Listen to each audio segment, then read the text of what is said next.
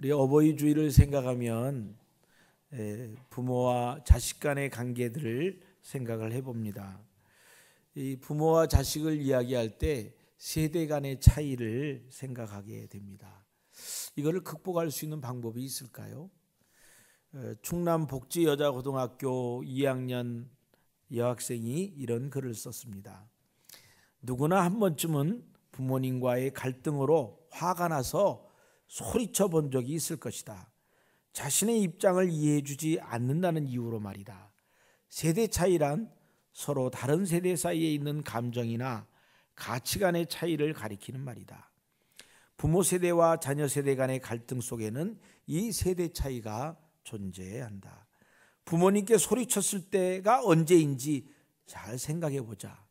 머리를 염색하고 귀걸이를 달았을 때, 밥이 아닌 다른 음식으로 끼니를 해결할 때, 늦잠 자고 일어나지 못할 때, 게임만 하고 있을 때가 아닌가.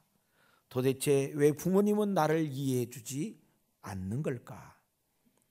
우리 부모가 성장한 시대와 그 시대에는 나라가 풍요롭지도 지금처럼 잘 살지도 않았다. 경제 발전을 이루는 과정에 있었고 그 속에 인내와 끈기를 가지고 열심히 살아야만 했다. 풍요롭지 못했던 시절, 아무것도 없었던 그 시절에는 상황에서는 피땀 흘려 노력해서 살기에 바빴던 그 시절의 가치관과 이념을 지금 부모 세대가 가지고 있다. 반면에 우리 세대는 과거하고는 달리 다른 세계 속에 살고 있다. 먹고 살기 힘든 것이 아니라 무엇을 먹을지, 맛이 어떤지, 맛집이 어떤지를 찾아가고 있다. 입을 옷이 없어 추워 떨던 시대가 아니라 무슨 옷을 입을지, 무슨 색을 살지, 옷이 가벼운지 무거운지 세세한 것까지 따져가면서 옷을 구매하는 시대에 살고 있습니다. 배우고 싶어도 돈이 없어 배울 수 없었던 시절이 아니라 이제는 무엇을 배울지, 누구에게 배울지를 고민하고 있다. 세상은 급격하게 변했다. 풍요로워지고 살기 편해졌고 기본적인 인간의 삶을 대부분의 국민들이 누리며 살아간다. 먹고 살 문제가 더 이상 중요하지 않기 때문에 문화생활도 누릴 수 있게 되었고 자신이 하고 싶은 일들을 웬만큼 할 수 있는 기회도 생겼다. 이러한 상황 속에서 자녀 세대들은 부모 세대와는 다른 가치관을 형성하게 된 것입니다. 급격한 변화를 추구하는 세상에서 시간이 흐를수록 세대 차이는 더욱 심해질 것이다. 미래에는 우리가 부모 세대가 되어 있을 것이고 그때에는 또 다른 세대 차이를 나타내게 될 것이다. 세대 차이는 어쩔 수 없이 재생산된다. 그렇기에 계속해서 마찰을 일으키는 것보다는 극복을 위해 노력하는 모습이 필요하다고 생각한다. 좀 참 기특하게 글을 쓰지 않았나요? 저는 이 여학생의 글을 읽으면서 세대 차이는 어쩔 수 없이 재생산된다. 그러니까 여러분이 어렸을 때 여러분의 부모님이 여러분을 이해하지 못했던 것처럼 또 여러분의 아버지 어머니들도 그 이해하지 못하는 부모님 밑에서 자라난 아이일 뿐입니다. 이제 우리의 자녀들도 역시 이제 또 이해하지 못하는 자녀를 가진 부모가 될 것입니다. 성경이 말하는 자녀와 부모를 향한 하나님의 해결책, 축복은 부모에게 자녀를 향한 무조건적인 사랑을 보이신 하나님의 사랑을 따라가며 인내하자 하는 것입니다. 자녀를 향한 하나님의 뜻은 예수님이 하나님 앞에 순종의 모범을 보인 것처럼 아버지의 뜻을 이루어지기를 믿고 순종하는 자세로 나가야 된다 하는 것입니다. 오늘 여기 본문에 세 가지로 우리 이 자녀와 부모에게 주신 축복을 나누고 있습니다. 첫 번째로 하나님이 부모와 자녀에게 주신 축복은 자녀들아 부모에게 순종하라 하는 것입니다. 에베소서 6장 1절에 보니까 자녀들아 주 안에서 너희 부모에게 순종하라. 이것이 옳으니라. 하나님은 창조주이시고 부모는 우리를 낳아주신 분입니다. 그래서 우리는 하나님을 섬길 뿐만 아니라 우리가 부모님을 공경하는 것이 옳은 도리라라고 말하고 있는 것입니다. 눈에 보이는 부모님을 공경하지 못하는 사람이 눈에 보이지 않는 하나님을 공경하고 사랑할 수는 없다 하는 것이죠.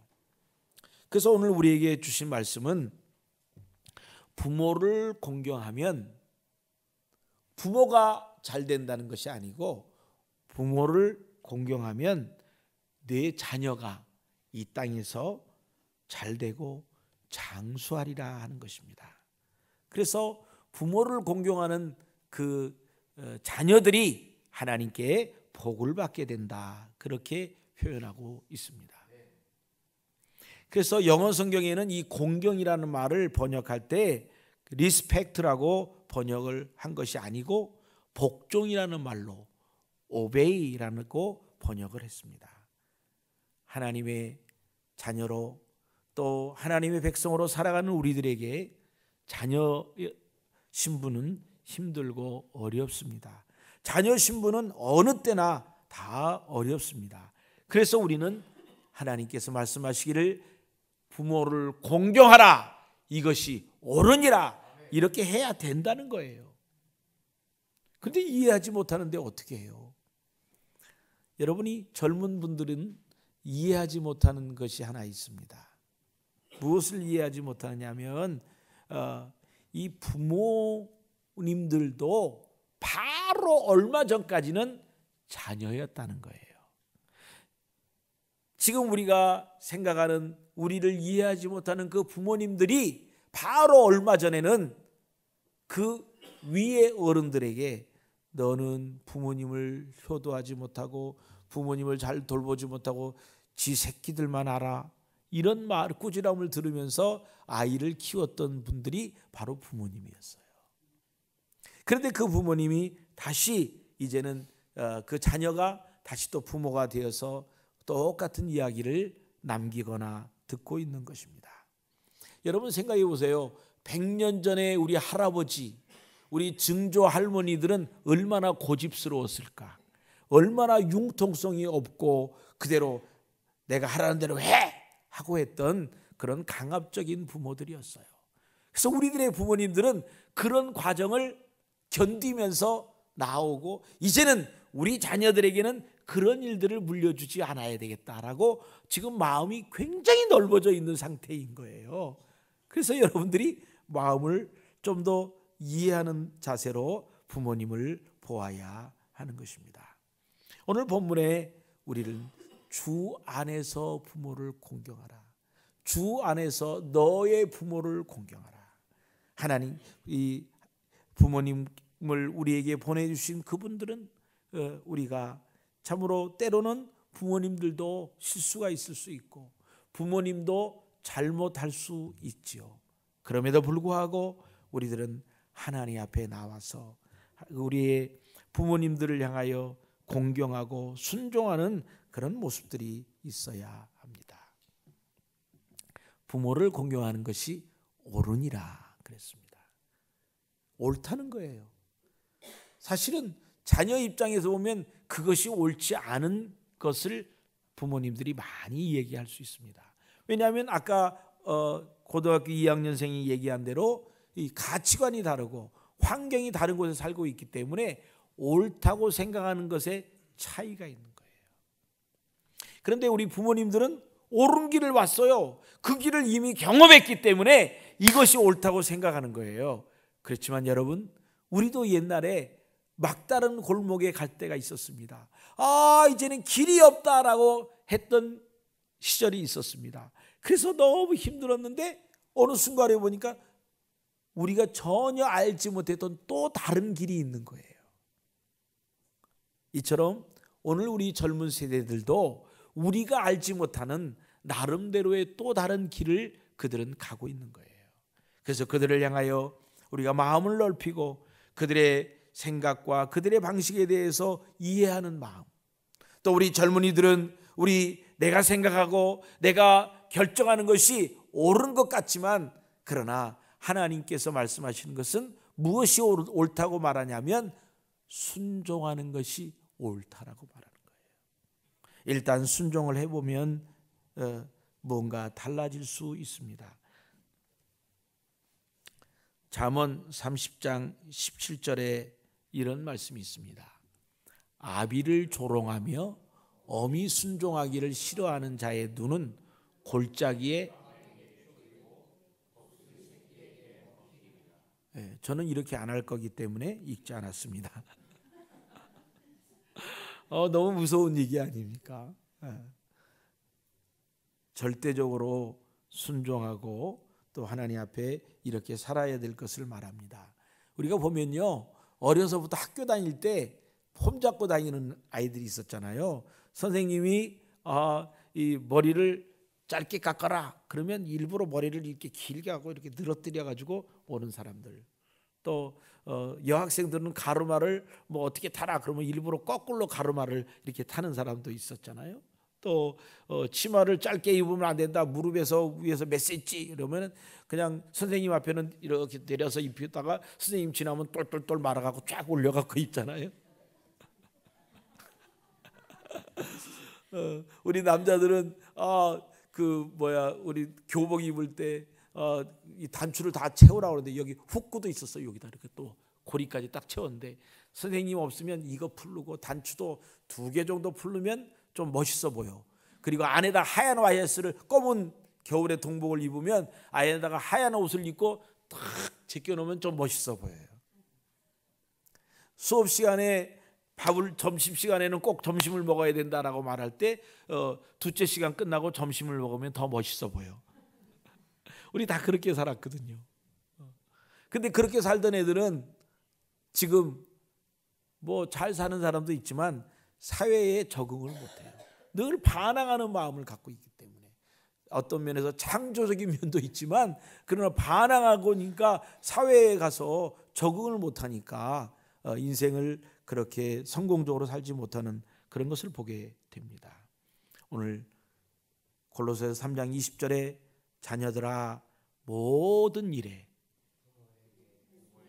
우리 젊은 사람들만 한번 자기 어머니 아버지가 있는 사람들만 읽겠습니다. 자녀들아 모든 일에 부모에게 순종하라. 이는 주 안에서 기쁘게 하는 것이니라. 여러분, 모든 일이라는 것은 다양한 일입니다.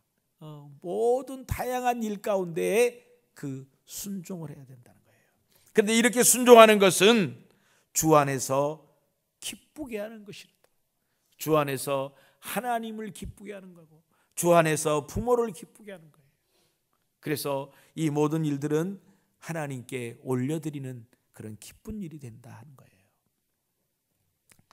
두 번째, 하나님이 부모와 자녀에게 주신 축복은 내 어머니, 아버지를 공경하라 하는 것입니다. 에베소서 6장 2절로 3절에 보니까 내 아버지와 어머니를 공경하라. 이것은 약속 있는 첫 계명이니 이로써 내가 잘되고 땅에서 장수하리라. 여러분, 부모를 공경하는 것은 하나님께서 창조하신 원리 가운데에 있습니다. 이 공경한다는 말의 뜻은요, 존경하고 높이 평가하여 값을 치른다, 그런 의미입니다. 그래서 이 부모에게 받은 은혜를 값을 치르는 것처럼, 빚을 갚는 것처럼 보답하라 하는 것입니다. 부모님이 나이가 많고 조금 세상 물정 모르신다고, 부모님이 이제 건강이 어려워서 의식이 없다고 모른 척하지 말고, 배신 때리지 말고 내가 받은 은혜대로 그 값을 치르라 하는 것입니다. 이러할 때 하나님께서 이 약속 있는 첫 계명, 약속을, 축복의 약속을, 내가 이 땅에 가서 하는 모든 일이 잘 되고 그리고 내가 장수하리라 하는 복을 주시겠다 하는 것입니다. 2년 전에 그 시가 하나 히트를 친 적이 있는데, 가장 받고 싶은 상이라는 시가 있었습니다. 초등학교 6학년짜리가 졌습니다. 이름도 이슬이라는 아이인데 이제 거기에 곡을 붙여서 아마 학교 교과서에 올라갈 것 같습니다. 그 시를 제가 한번 읽어보겠습니다. 아무것도 하지 않아도. 이 아이는 그 어머니가 초등학교 6학년 때 암으로 고생하시다가 5년 동안 투병 생활을 하셨는데 2년 동안은 그 중환자실에 계시다가 돌아가셨어요.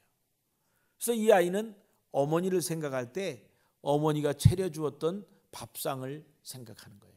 왜냐하면 어린 나이에 자기가 늘 밥상을 차려서 이렇게 아버지, 동생을 이렇게 돌보았기 때문에. 그의 시입니다.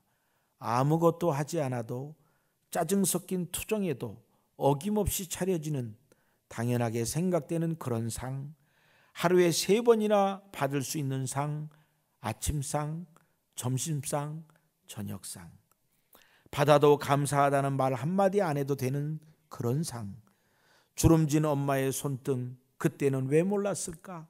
그때는 왜 못 보았을까? 그 상을 내시던 엄마의 손을 그때는 왜 잡아주지 못했을까? 감사하다는 말 한마디 꺼내지 못했을까? 그동안 숨겨놨던 말, 이제는 받지 못할 상, 앞에 앉아 홀로 되뇌어 봅니다. 엄마 사랑해요. 엄마 고마웠어요. 엄마 편히 쉬세요. 세상에서 가장 받고 싶은 상, 이제 받을 수 없어요. 이제 제가 엄마에게 상을 차려 드릴게요. 엄마가 좋아했던 반찬들로만 한가득 담을게요. 하지만 아직도 그리운 엄마의 밥상, 이제 다시 못 받을 세상에서 가장 받고 싶은 울 엄마의 얼굴상. 여러분 어떠세요? 여러분의 엄마의 밥상 생각나세요? 저도 참 생각납니다. 뭐 그렇다고 해서 우리 집사람이 반찬을 못한다는 얘기는 아니지만 그러나 하여튼 밥상이 생각이 납니다. 우리 동영상을 한번 보겠습니다.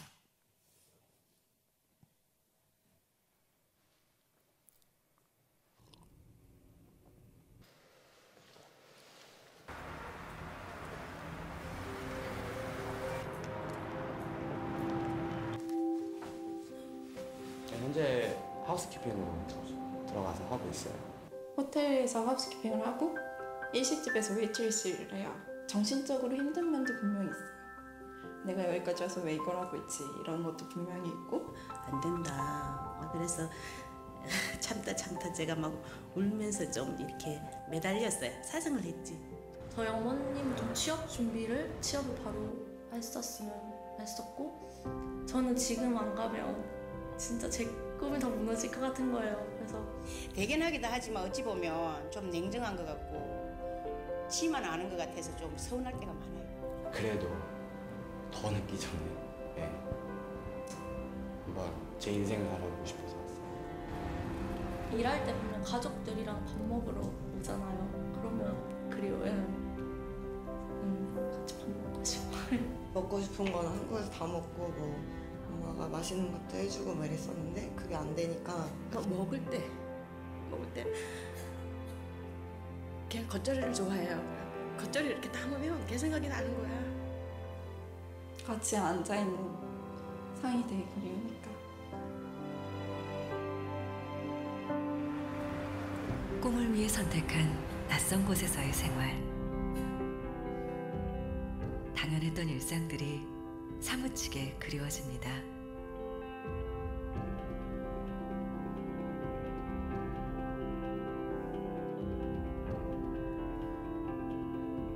우린 꿈을 향해 달려가는 청춘들에게 특별한 선물을 하기로 했습니다. 첫번에 이렇게 시켜요.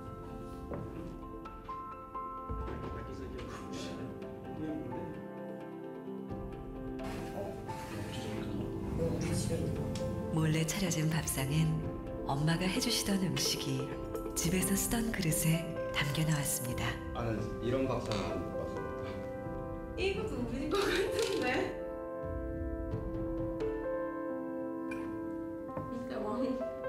이거 내 건데? 오셨어요? 먼저 나도 뵙게.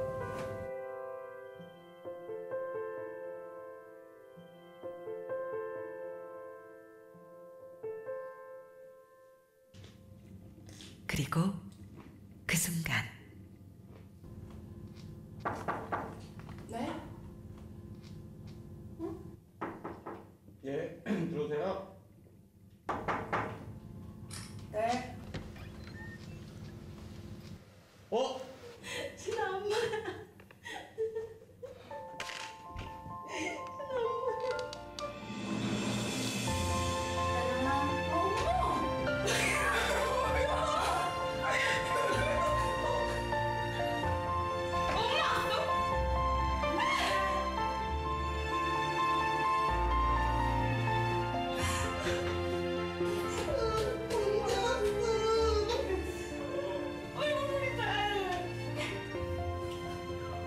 왜 울어? 아유, 힘들지.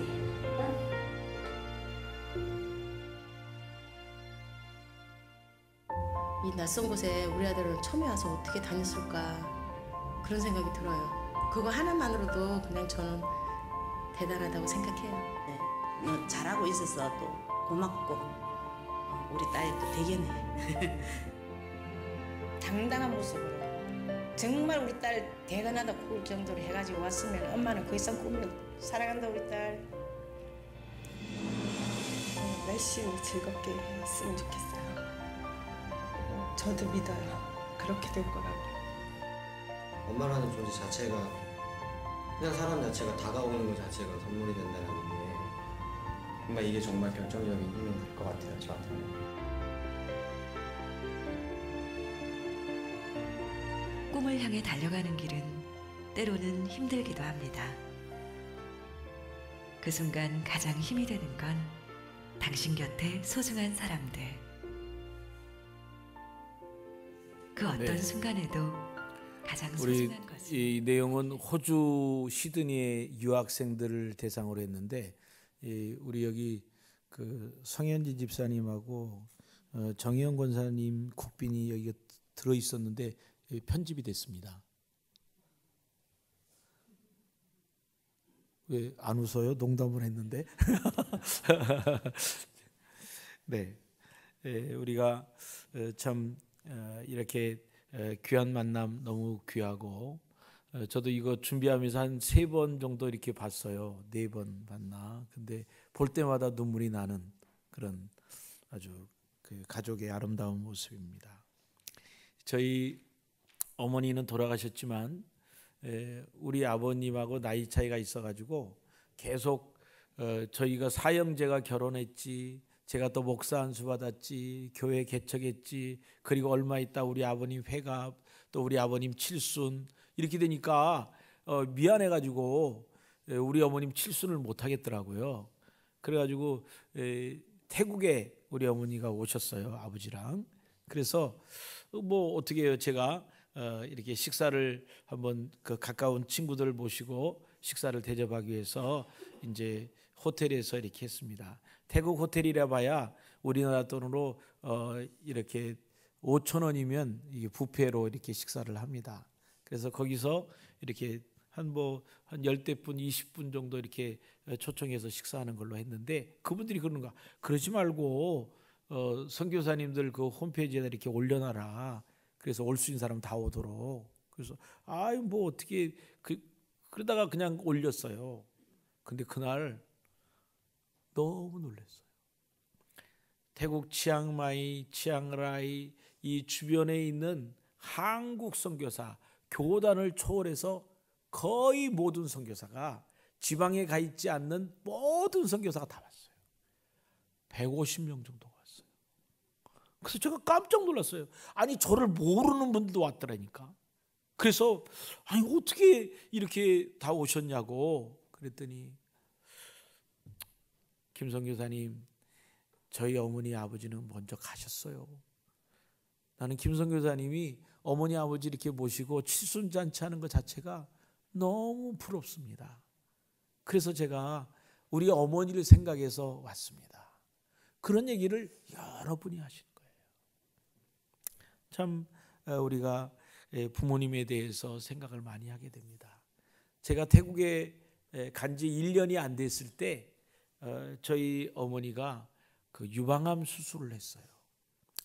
근데 우리 어머니가 돌아가셨을 때 제가 참 마음에 계속 걸리는 게 있었어요. 우리 어머니가 당뇨가 심하시고 혈압이 있으셔가지고 이제 유방암 수술을 하려고 하는데 위험하다는 거예요. 그래서 이제 어머니가 아들 기도를 받고 싶다. 아들 목사 기도를 받고 싶다. 근데 그때는 핸드폰도 없잖아요. 그래서 내가 우리 동생한테 그랬습니다. 그러면 어머니 수술실 들어가기 전에 공중전화 박스를 지나면 거기서 동전을 넣고 전화를 해라. 그러면 내가 기도하겠다. 그래서 나도 기다렸다가 이 공중전화 받아서 기도를 해드렸습니다. 내가 아들 목사 기도를 받고 싶어가지고 기다렸다라고 그렇게 얘기하시더라고요. 그래서 제가 어머니가 이 수술한 그 자국을 이렇게 늘 뭐를 뽕을 넣고 이렇게 하고 있는데도 제가 거기는 의도적으로 안 봤습니다. 너무 미안해가지고. 근데 돌아가셔서 이렇게 누워 있을 때 염을 하기 전에 제가 그 옷을 들추고 우리 어머니 젖을 보았어요. 그제서야 너무 죄송해서. 우리가 최선을 다하여 부모님을 섬긴다고 하지만 참 아쉬운 부분이 너무 많죠. 저희 아버님이 돌아가시기 몇 달 전에 미국에를 가셨어요. 우리 동생이 미국에서 목사이고 또 이제 사업도 하고 그랬는데 근데 아버님이 가시니까 우리 동생네 식구가 3남매인데 얘들이 직장을 다니는데 다 휴가를 내고 또 학교도 가지 않고 멕시코 쪽으로 다 놀러 가가지고 한 3박 4일을 아버지만을 위해서 홀리로 아버지만을 위해서 이렇게 다 해준 거예요. 저희 아버님이 장로님인데 이단이 될 뻔했어요. 전화가 왔어요. 야, 여기가 천국 같다. 아니 주변에 뭐 맛있는 음식이 있어서 천국이겠어요? 주변에 무슨 뭐 환경이 너무 멋있어서 천국이겠어요? 아니에요.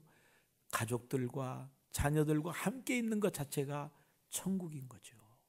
이게 부모님의 모습이 아니겠습니까? 지난 주간에 저희 친구 목사가 대장암이 발병이 됐다고 연락이 왔어요. 그래서 그 친구하고 대화를 하는 중에 이런 얘기를 했습니다.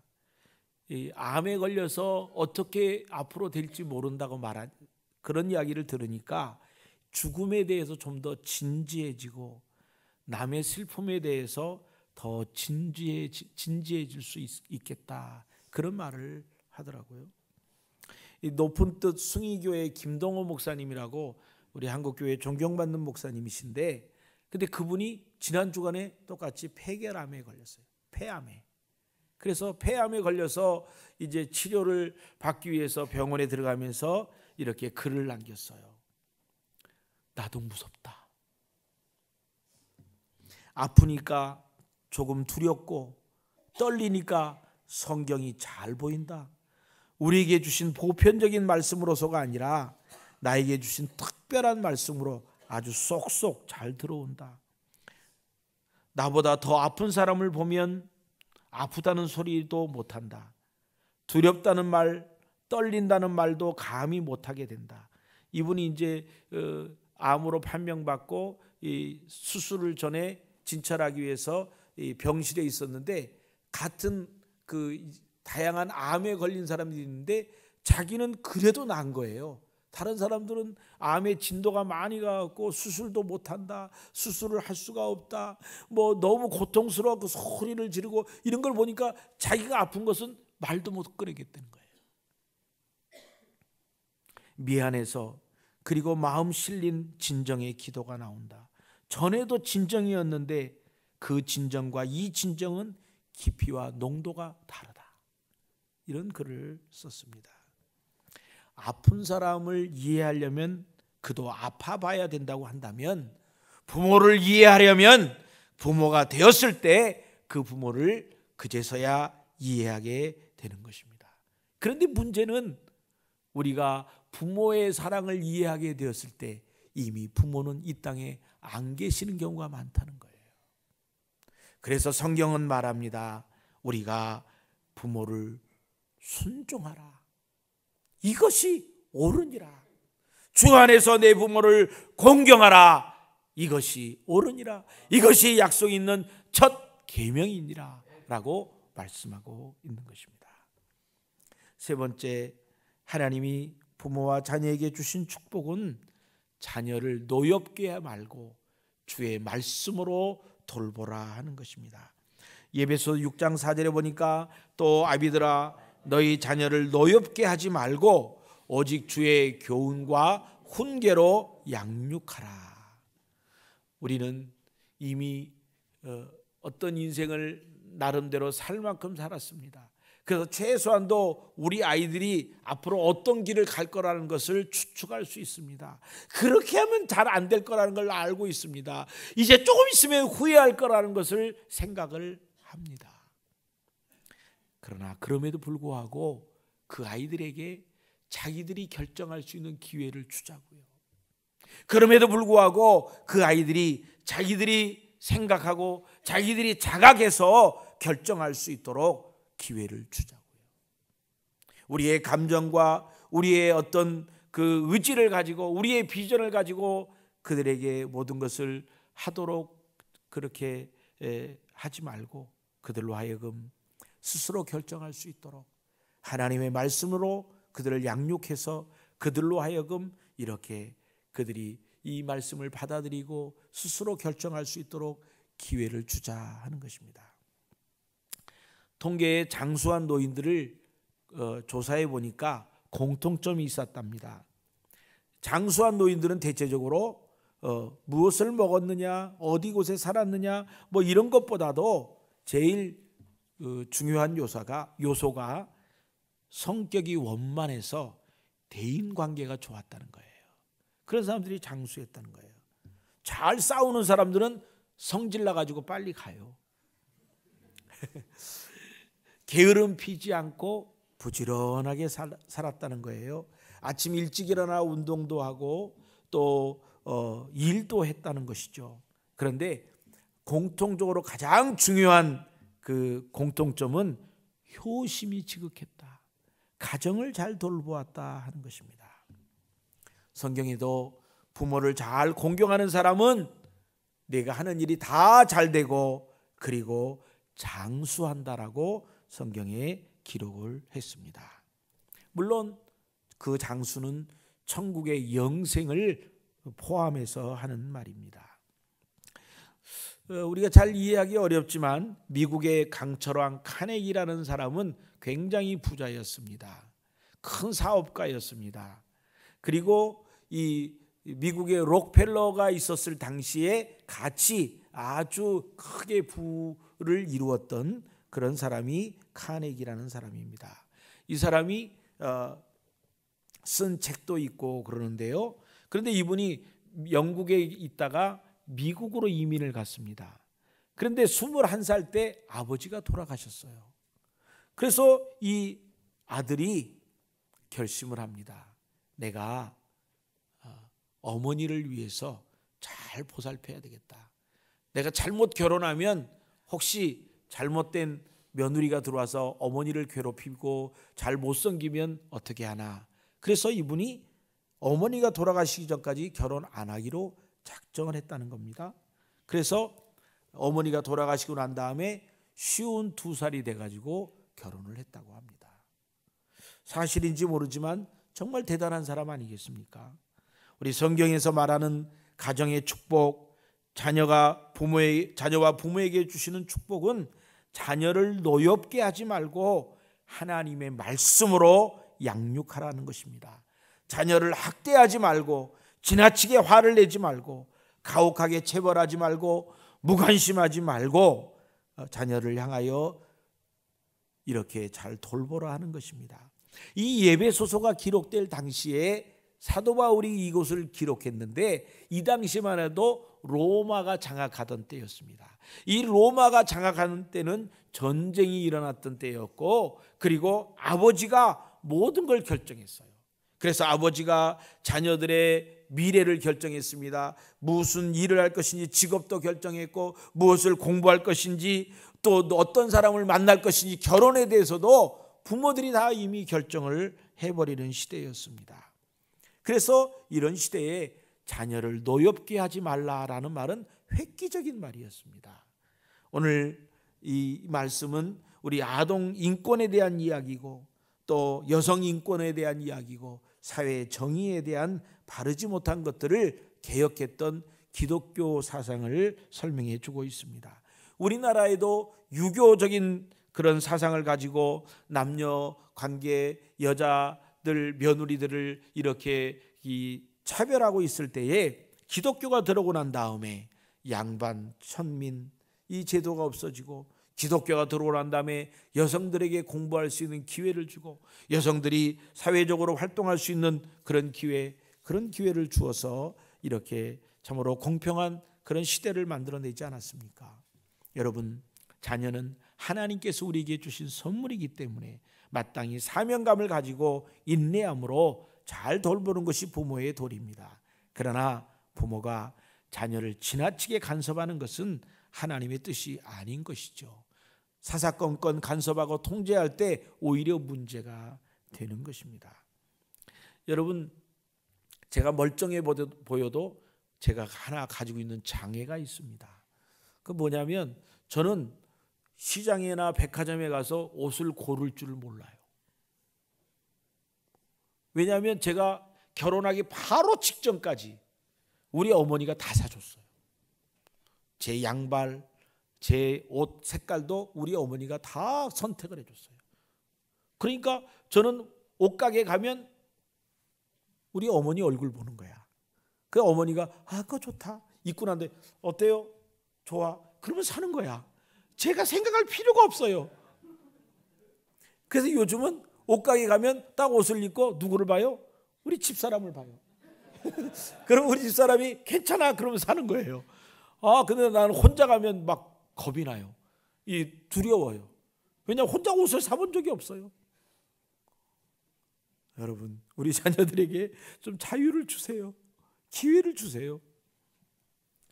골로새서 3장 21절에 아비들아 너희 자녀를 경록해 말지니 낙심할까 하노라. 여러분, 우리가 자녀에게 강압적으로 나가면요, 자녀들이 부모에게 원수를 갚으려고 그래요. 어떻게 해요? 자기를 자학해가지고. 얼마 전에 바로 몇 주 전에 중국에서 나온 그 해토픽에 나온 건데 너무 황당했어요. 동영상이 나왔어요. 그게 뭐냐면, 차가 고가도로 위에서 차가 가다가 승용차가 쓰는 거예요. 중국에서 승용차면 그냥 그대로 잘 사는 집안이겠죠. 그래서 승용차가 딱 섰어요. 차가 막 가고 있는데, 그래서 차가 섰어요. 이게 왜 섰을까? 딱 섰는데 서자마자 문이 팍 열리더니 그냥 그 안에서 남자의 하나가 뛰쳐나오는 거예요. 그리고는 신호등 관계없이 그냥 뛰어가는 거예요. 그리고는 그 고가도로 위에서 하나도 망설이지 않고 그대로 뛰어가지고 고가도 위를 펄쩍 뛰어내려서 죽는 거예요.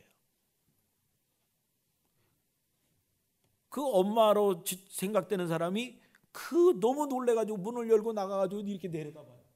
아이가 벌써 죽었어요. 땅을 치고 오는 거예요. 늦은 거죠.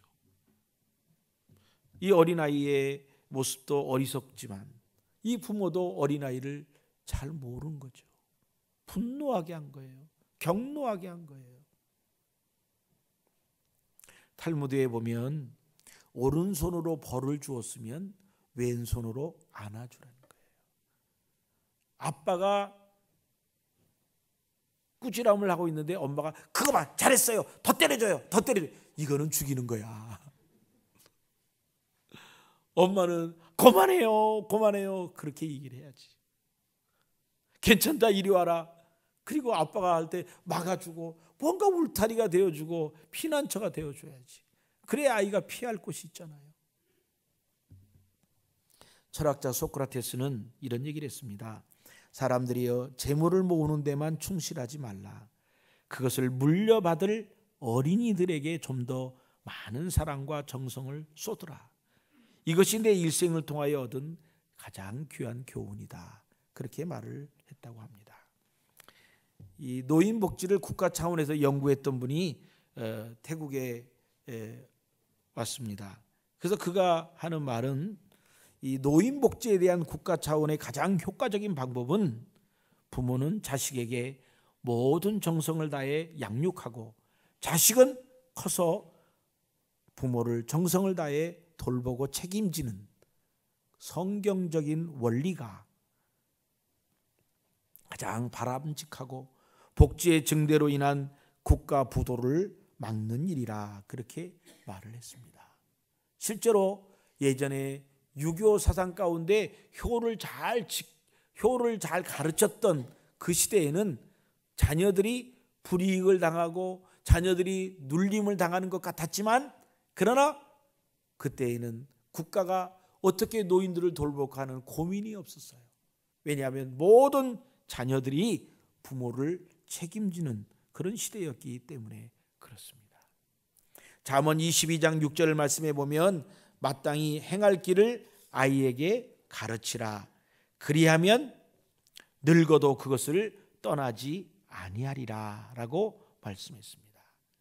어려서부터 아이가 부모의 손을 잡고 교회를 다니고 하나님을 믿고 믿음으로 잘 자라는 사람은 나이가 많아서도 하나님을 떠나지 않는다는 겁니다.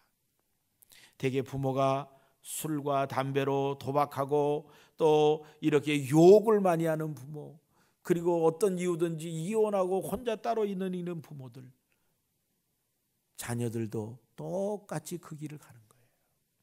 그래서 우리가 참으로 이 어린아이들 앞에, 자녀들 앞에 인내하며 살아야 될 부분들이 너무 많은 것입니다. 오늘 저와 여러분들에게 성경 말씀으로 돌아갈 때 가정이 회복되고 자녀가 회복되는 겁니다. 말씀으로 가르치고 말씀으로 아이를 격려할 뿐만 아니라 행동으로 보여줘야 하는 거예요. 행동으로. 하나님께서 우리 자녀들과 부모에게 주시는 축복이 있습니다. 그것은 자녀는 순종하고 부모를 공경하고 또 자녀를 향하여서는 인내하며 사랑으로 또 이 부모를 공경할, 순종할 것을 말합니다. 부모는 청지기적인 정신을 가지고 자녀를 돌보게 될 때 하나님께서 저와 여러분에게 주시는 놀라운 복을 함께 누리게 될 줄을 믿습니다.